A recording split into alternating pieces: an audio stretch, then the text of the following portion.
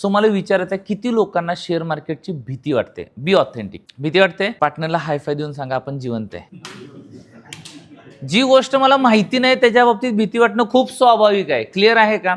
उदाहरण घ्या, इथून जर समजा आपल्या डोळ्याला पट्टी बांधली आणि हायवे क्रॉस करायला सांगितला तर काय होणार? भीती वाटणार. याला काय म्हणलं जातं? Fear of unknown. ओके. पण ज्यावेळेला डोळ्याची पट्टी निघते त्यावेळेला काय होतं? आपल्याला इन्फॉर्मेशन येते. इन्फॉर्मेशन नंतर काय येते? क्लॅरिटी येते. ओके. क्लॅरिटी नंतर आपण काय करतो? ऍक्शन घेतो आणि त्यानंतर काय होतं? रिझल्ट मिळतो. क्लिअर आहे? या पद्धतीने आपण पुढे जातो. जी गोष्ट मला माहिती नाही, भीती ऑब्व्हियसली वाटणार. जर समजा तुम्हाला एखादा टेररिस्ट भेटला आणि त्यानं एक बॉम्ब द्यायचं ठरवलं. ओके. जो बॉम्ब 4-5 लोकांचा जीव घेऊ शकतोय श्रवण सर, तर तो बॉम्ब आपण घरामध्ये घेऊन येणार का?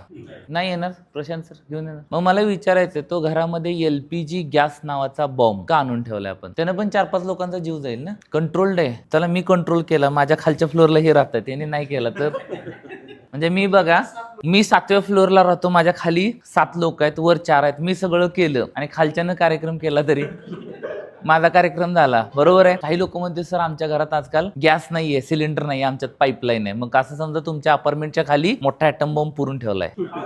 बरोबर आहे का? का आणून ठेवला घरामध्ये आपण? दुसरा पर्याय नाहीये म्हणून फॅमिली धोक्यात घालायची.